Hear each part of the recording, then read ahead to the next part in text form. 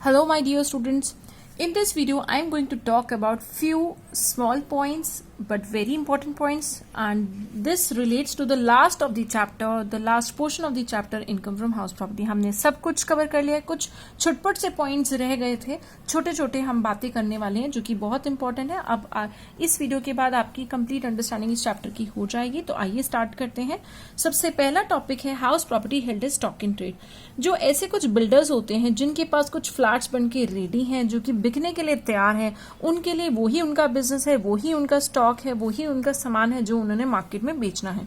तो ऐसे बिजनेसमैन जिनके पास कुछ खाली फ्लैट्स हैं, कुछ प्रॉपर्टी है, कुछ हाउस प्रॉपर्टी है, जो कि स्टॉक इन ट्रेड वो अपने पास होल्ड करके बैठे हुए हैं, तो इस तरह की प्रॉपर्टी की हम इनकम की वैल्यूएशन करेंगे कि नहीं करेंगे, और अगर करेंगे तो कितनी वैल्यूएशन करेंगे. So I am talking about the building और the land opportunity there too, that is ऐसी कोई भी बिल्डिंग और उससे जुड़ा हुआ, उससे संबंधित लैंड जो कि हेल्ड किया गया है एज स्टॉक इन ट्रेड, और जो कि पूरा साल या साल के कुछ हिस्से के लिए भी किराए पर नहीं दिया गया है, which is never been let out. वो बिल्कुल बिकने के लिए तैयार है और उसे कभी गलती से भी किराए पर नहीं चढ़ाया गया है, तो उससे इनकम फ्रॉम हाउस प्रॉपर्टी तो राइज हो ही नहीं सकती. लेकिन तो क्या ये इस ओनर की, इस बिल्डिंग के मालिक की खुद का सेल्फ ऑक्यूपाइड प्रॉपर्टी तो नहीं मानी जाएगी? जी नहीं. हम इस तरह की प्रॉपर्टी की एनुअल वैल्यू मानेंगे नील, लेकिन सिर्फ 2 साल तक. और इस 2 साल की गिनती हम स्टार्ट करेंगे जिस फाइनेंशियल ईयर में हमें इस बिल्डिंग के कंस्ट्रक्शन के कंप्लीट होने का सर्टिफिकेट एक अथॉरिटी से मिला है, उस फाइनेंशियल ईयर के एंड होने की डेट से लेकर 2 साल तक इसकी एनुअल वैल्यू नील रहेगी. जैसे ही वो 2 साल पूरे हो जाएंगे, उसकी कैलकुलेशन बिल्कुल वैसे ही की जाएगी जैसे सेल्फ ऑक्यूपाइड प्रॉपर्टी की जाती है. सो ये एक तरह की राहत मिली है उन बिल्डर्स को जो कि बहुत सारे फ्लैट्स होल्ड करके रखते हैं उन्हें बेचने के लिए स्टॉक की तरह. अगर ये रूल नहीं होता तो वो सारे के सारे फ्लैट उनके ही माने जाते और सेल्फ ऑक्यूपाइड प्रॉपर्टी के नाम पर उनको बहुत ज्यादा उनकी नोशनल इनकम निकल कर आती और उन्हें बहुत टैक्स देना पड़ता. सो 2 साल तक का टाइम है, 2 साल के अंदर अंदर उन्हें फ्लैट्स बेच देने हैं. 2 साल तक की उनकी एनुअल वैल्यू नील है, लेकिन जैसे ही 2 साल पूरे हो जाते हैं तो उनकी नोशनल इनकम बिल्कुल कैलकुलेट करी जाएगी. सो एक एग्जाम्पल की तरह से हम दोबारा समझ के देखते हैं कि अगर एक हाउस प्रॉपर्टी कंप्लीट हुई है 15 दिसंबर 2019 को कंप्लीट हुई है, बनकर तैयार हो गई है, लेकिन उसका सर्टिफिकेट ऑफ कंप्लीशन जो है कॉम्पिटेंट अथॉरिटी से मिला है 6 मई 2020. तो ये 6 मई 2020 का फाइनेंशियल ईयर कब खत्म होगा? इसका फाइनेंशियल ईयर खत्म होगा 31 मार्च 2021. दिस मीन्स 31 मार्च 2021 के खत्म होते ही जो डेट आती है 1 अप्रैल 2021, तब से लेकर 2 साल तक, मतलब कि 31 मार्च 2023, 2 साल पूरे 2 इयर्स तक इसकी एनुअल वैल्यू जो है नील ली जाएगी. उसके बाद विद इफेक्ट फ्रॉम 1 अप्रैल 2023, ये डेट खत्म होती ही 1 अप्रैल जो आ जाएगी, 1 April 2023, notional value of the property will have to be computed. अब आपको उसकी नोशनल वैल्यू निकालनी पड़ेगी. So that was the first point important for this video, जहां पर हमने बात करी ऐसी प्रॉपर्टीज के बारे में जो कि स्टॉक हेल्ड की जाती हैं. Now let's talk about unrealised rent. एक ऐसा रेंट जो कि पहले अनरियलाइज हो गया था, टेनेंट ने नहीं दिया था, उससे मकान खाली करने के सारे स्टेप्स ले लिए गए थे और उसके अगेंस्ट लीगल प्रोसीडिंग्स भी ली गई थी, बट उसने फिर भी रेंट नहीं दिया. रेंट जो उसने नहीं दिया वो बाद में अचानक से किसी फाइनेंशियल ईयर में रिकवर हो जाता है, रियलाइज हो जाता है, तो उसकी क्या ट्रीटमेंट की जाएगी? It shall be deemed to be the income from the house property in respect to the financial year in which such rent is received. इसको उसी फाइनेंशियल ईयर की इनकम गिन लिया जाएगा, काउंट कर लिया जाएगा जब वो रेंट एक्चुअल में हाथ में अब आ गया है. जो पुराना रेंट तब नहीं मिला था, अब मिल गया है, तो अब जो अब वाला फाइनेंशियल ईयर है, इस फाइनेंशियल ईयर के अंदर उसको इनकम मान लिया जाएगा. It will be deemed to be the income of that year. और उसको किस हेड के अंदर डाला जाएगा? उसी हेड के अंदर जिस हेड में वो होना चाहिए, इनकम फ्रॉम हाउस प्रॉपर्टी. ये कोई और इनकम तो है नहीं, ये तो हाउस प्रॉपर्टी से ही निकलने वाली इनकम है. और ये बात भी मैटर करती है, जिस प्रॉपर्टी की वो रेंट था जो कि तब नहीं मिला था, अगर उस प्रॉपर्टी का मालिक अभी एसएससी नहीं रहा है, सपोज उसने ये प्रॉपर्टी बेच दी है, या मतलब उसने मतलब कुछ भी किसी वजह से वो उसका ओनर नहीं रहा है, उसने बेच दी है या उसने किसी अपने रिलेटिव के नाम ट्रांसफर कर दिया है, तो अब वो ओनर अगर नहीं रहा है, अगर वाइफ के नाम ट्रांसफर करता है विदाउट एनी एडिक्वेट कंपनसेशन, तो वो डीम टू बी ओनर अभी भी माना जाएगा। तो अगर वो अब उसका मालिक नहीं भी रहा तो भी उससे मिलने वाली पुरानी इनकम जो उसे अब मिल रही है उसी की ही इनकम में जोड़ी जाएगी। और जी हाँ, स्टैंडर्ड डिडक्शन ऑफ 30% इस केस में भी मिलेगा, इसी एरियर्स के ऊपर जो पुराने एरियर्स अब रिकवर हो रहे हैं या जो अनरिलाइज रेंट रिलाइज हो गया है उस पर 30% की डिडक्शन भी मिलेगी। Now let's talk about the property which is owned by the को ओनर्स, जहां पर एक ही प्रॉपर्टी के एक से ज्यादा मालिक है, they are owning the property together. So इन लोगों को क्या कहा जाएगा, ये हुए हमारे को ओनर्स। सो यहां पर share of each owner from the property shall be computed and shall be included in the total income. हम हर को ओनर की इनकम, इस प्रॉपर्टी से निकलने वाली इनकम कैलकुलेट करेंगे और उसकी कुल इनकम टोटल इनकम के अंदर इंक्लूड कर लेंगे। तो इसमें दो तरह की सिचुएशन हो सकती हैं। Number one is self occupied by each co owner. अगर एक ऐसी ही बिल्डिंग है जिसके ग्राउंड फ्लोर पे मिस्टर एक्स रहते हैं, फर्स्ट फ्लोर पे मिस्टर वाई रहते हैं और सेकेंड फ्लोर पे मिस्टर जी रहते हैं, सो तीनों खुद ही रहते हैं, सेल्फ ऑक्यूपाइड है, तब हम क्या करेंगे, तब हम वही करेंगे जो सेल्फ ऑक्यूपाइड का केस होता है। सेल्फ ऑक्यूपाइड के केस में annual value of the property for each co owner is what, it is equivalent to nil. Nil nil nil, तीनों ओनर्स के लिए it will be nil. So annual value is nil. उसके बाद क्या होगा, उसके बाद 30% डिडक्शन भी नील है, लेकिन एक डिडक्शन अभी मिलेगी जो कि है सेक्शन 24B के हिसाब से डिडक्शन अंडर सेक्शन 24B, जो कि मिलती है interest on loan. Each of the Conor, her Conor को अलग अलग से डिडक्शन मिलेगी, जो कि डिडक्शन 30,000 या 2 लाख से ज्यादा नहीं हो सकती, depending upon case to case. हमने इंटरेस्ट के बारे में एक सेपरेट वीडियो करी है, तो आप वहां से देख सकते हैं कि कब होती है मैक्सिमम डिडक्शन 30,000 और कब होती है 2 लाख। तो हर को ओनर को सेपरेटली डिडक्शन 30,000 30,000 30,000 या 2 लाख 2 लाख 2 लाख, ये डिपेंडिंग अपॉन द केस, किसी को 30,000 और किसी को 2 लाख मिल सकती है। तो under section 24B on account of the interest on the borrowed property. So interest हम तीनों में से डिडक्ट करेंगे, सो जो फाइनल आंसर आएगा that will be again in the negative, so that will be the loss from house property. So इस तरह के ओनर्स रिलेशनशिप में हम एनुअल वैल्यू नील से स्टार्ट करते हैं। लेकिन बात आती है अगर पूरी की पूरी प्रॉपर्टी किराए पर दे रखी है और वही 3 मालिक हैं, एक्स वाई एंड जी, तो क्या करेंगे, पहले हम पूरी प्रॉपर्टी की एक ही इनकम निकाल लेंगे, ये एज्यूम करके कि इसके 3 मालिक नहीं बल्कि एक ही मालिक है। Income from such property shall be computed as if the property is owned by only one owner, उसका सिर्फ एक ही ओनर है। Income so computed shall be a portion amongst each owner as per their share. पहले पूरे की पूरी property की निकलने वाली इनकम कैलकुलेट करके हम फिर उस इनकम के शेयर कैलकुलेट कर देंगे। सपोज अगर उनका शेयर 1:1:1 है तो 1/3 1/3 1/3 हम तीनों की टोटल इनकम में ऐड कर देंगे। सो पहले इनकम निकाली जाएगी, फिर उसके डिस्ट्रीब्यूशन कर दिया जाएगा, उसको अपॉर्शनमेंट कर दी जाएगी हर को ओनर की तरफ। तो आइए एक क्वेश्चन को ओनर का हम करके देखते हैं फटाफट। सो the question that I have taken up is about 3 brothers, Mr. A, B and C. They have equal share are the owners of a house property consisting of 6 identical units. The property was constructed on 31st May 1995. Each of them occupies 1 unit for his own residence and the other 3 units are let out at a rent of 7,000 per month per unit. The municipal value of the house is 4 lakh and the municipal taxes are 40% of the municipal value, that is 1,60,000, which were paid during the year. The other expenses were repairs, collection charges, insurance premiums. So these are given to you to confuse your mind. Basically इनका कोई use नहीं इस question में. So the payable on the construction for the construction of house again 2,42,000, ये भी कोई interest नहीं है. Then बात आती है, maybe this is interest only. So one of the let out units remained vacant for 3 months during the year. A could not occupy his unit for 6 months as he was transferred to Mumbai. So part of the year वो let out था, मतलब part of the year वो उसमें रह नहीं पाया. He does not own any other house. The other income of A, B, C are 1,80,000. A को दूसरे सोर्सेज से इनकम आती है, B को 1,90,000 इनकम आती है और 2,10,000 मिस्टर C को इनकम दूसरे सोर्सेज से आती है. तो आपको ये बताना है कि इनकम फ्रॉम हाउस प्रॉपर्टी कितनी होगी और तीनों भाइयों की टोटल इनकम भी 2021-22 असेसमेंट ईयर के लिए कितनी होगी. तो हमारे पास एक ही मकान की 6 यूनिट्स हैं. सो let's do start the question.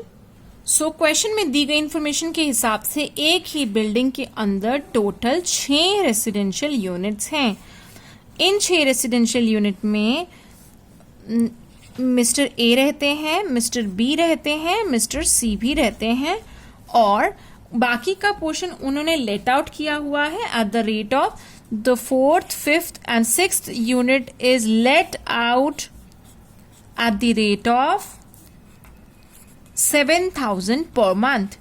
And ये भी बोला गया है कि इस प्रॉपर्टी का म्युनिसिपल वैल्यू जो है दैट इज 4 लाख रुपीज और ये भी बोला गया है कि म्युनिसिपल टैक्स जो हैं that are 40% of municipal value और बोला गया है payable on loan which loan that was taken for construction of house. ये लोन लिया गया था मकान बनाने के लिए, इसके लोन के ऊपर ये पेबल है तो द अमाउंट इज 2,42,000। ये पूरी बिल्डिंग के लोन के लिए पेबल है। सो क्वेश्चन में एक प्रिंटिंग एरर है, उस प्रिंटिंग एरर के रहते जब मैंने इन्फॉर्मेशन को री राइट किया है तो मैंने रेंट 7,000 पर मंथ लिखा है, दिस इज 9,000 पर मंथ। और एक एक्स्ट्रा इन्फॉर्मेशन हमें ये भी दी गई है कि इन तीन लेट आउट प्रॉपर्टी में से कोई एक लेट आउट प्रॉपर्टी 3 मंथ्स के लिए वेकेंट रही है, 3 मंथ्स के लिए वो वेकेंट रही है। दिस मीन्स आपके एक्चुअल रेंट का 3 महीने के रेंट का नुकसान हुआ है। तो आइए क्वेश्चन शुरू करते हैं। सबसे पहले हम क्वेश्चन का वो हिस्सा परफॉर्म करेंगे जो कि है let out property. Let out property ये बिल्डिंग का कितना परसेंट हिस्सा है? This is the 50% portion of the whole building. So अगर ग्रॉस एनुअल वैल्यू निकालने की बात आती है इस क्वेश्चन में आपको municipal value, fair rent, standard rent, ये जो हम कंपेयर करते हैं म्युनिसिपल वैल्यू के अलावा आपको कुछ भी नहीं दिया हुआ है। So gross annual value in case of vacancy, जब आपके क्वेश्चन में वैकेंसी होती है, आपका कोई मकान खाली पड़ा रहता है, तो gross annual value in the case of vacancy is equal to actual rent only. और इस केस में हमारा एक्चुअल रेंट कितना है? एक्चुअल रेंट रिसीव्ड, तो यहां पर एक्चुअल रेंट कितने के बराबर है? Actual rent in this case is equal to 9,000 for 12 months for 3 different units, मतलब कि 3,24,000। बट ये तो पूरा मिला ही नहीं है। एक अकेली यूनिट 3 मंथ्स के लिए वेकेंट थी, मतलब कि हमें 27,000 रेंट रिसीव नहीं हुआ। सो मुझे कितना रेंट मिला है?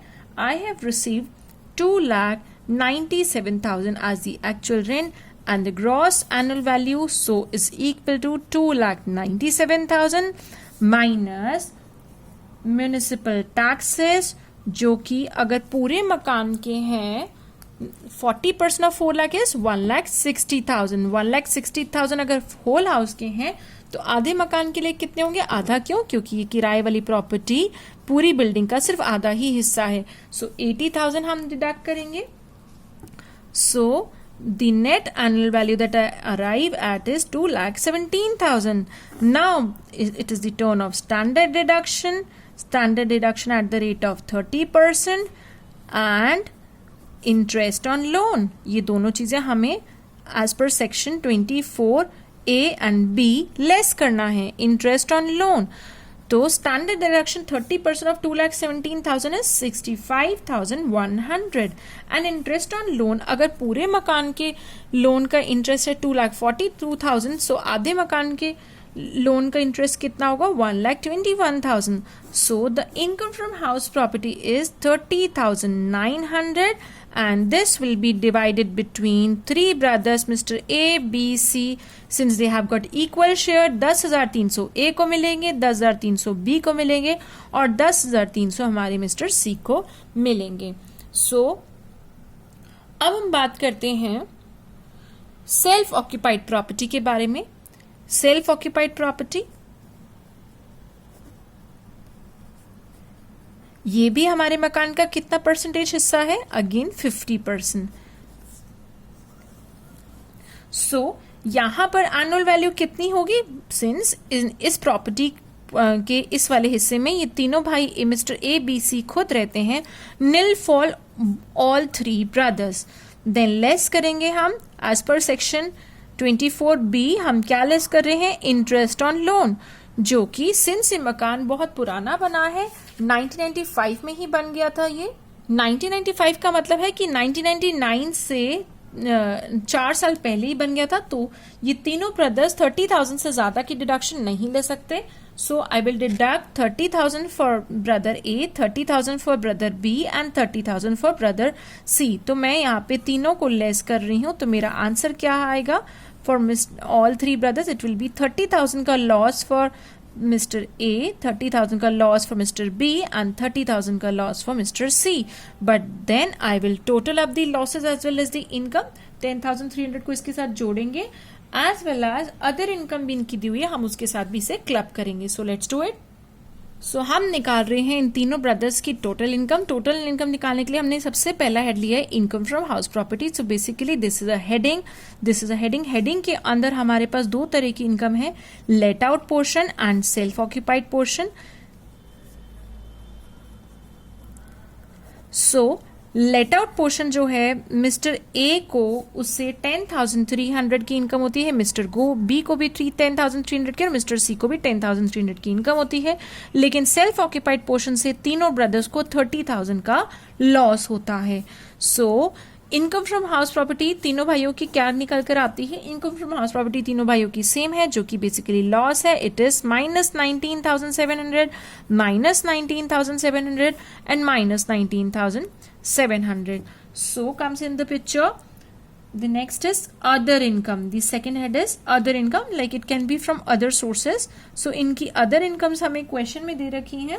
1,80,000 brother A की, 1,90,300 for brother B and 2,10,000 for brother C.